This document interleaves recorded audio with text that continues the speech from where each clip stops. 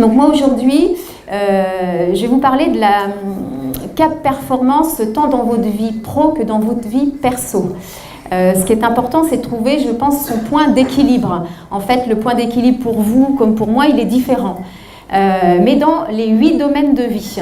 Les 8 domaines de vie, c'est la santé, le bien-être, la vitalité, la beauté. Qu'est-ce qui est important pour vous dans ce domaine-là? Alors certains, ça va être de gagner en légèreté, d'autres, ça va être de dormir, d'autres, ça va être des massages, d'autres, ça va être d'aller régulièrement chez le coiffeur, enfin bref, peu importe ce que c'est, mais il faut trouver son domaine, ce qu'on doit travailler pour soi.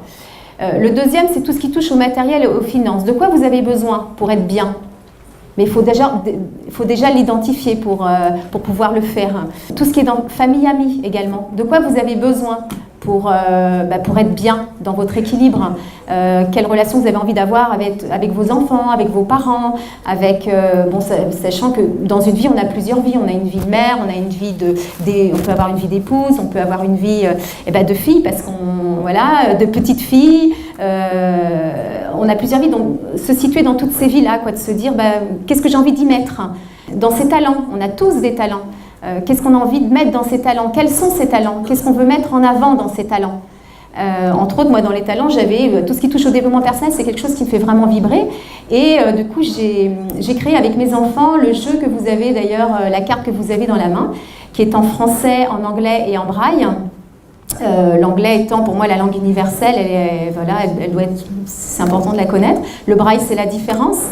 Et des mots positifs.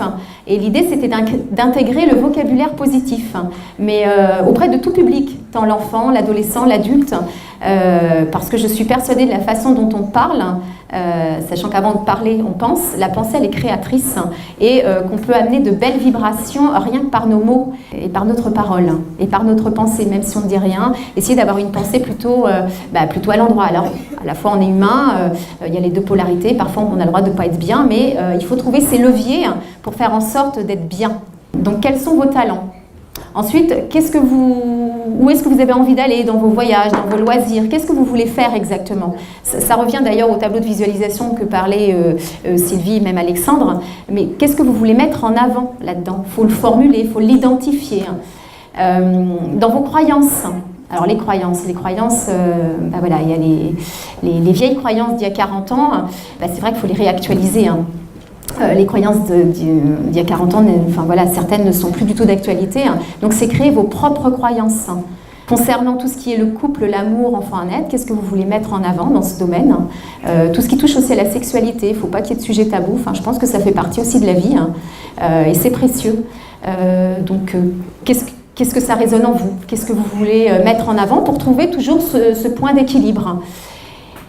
Et puis tout ce qui touche également à vos projets XY, projets pro pour certains.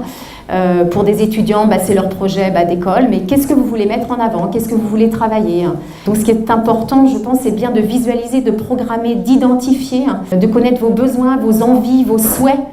Et donc la base de tout ça, c'est apprendre à se connaître. Connaître ses qualités, ses compétences, ses zones de force, les domaines où vous n'êtes pas à l'aise, savoir les identifier, vous dire qu'est-ce que je vais en faire, je les travaille pas, je vais les déléguer, qu'est-ce que j'en fais? Donc c'est des choses, moi, que j'ai expérimentées, et je peux vous dire que quand vous expérimentez ça, les choses, elles vont bien plus vite. Et en parallèle, travailler évidemment l'intuition, parce qu'on a une intuition, dans tout être humain, il y a une intuition, et ça, il faut vraiment s'en servir parce qu'on gagne du temps d'une façon énorme. Mais pour arriver à cette intuition, ce bien-être, cet épanouissement total, ce qui est précieux, c'est l'ancrage. D'où le nom de l'encre de la société que j'ai créée. L'ancrage me paraît vraiment très précieux, être ancré, centré, aligné.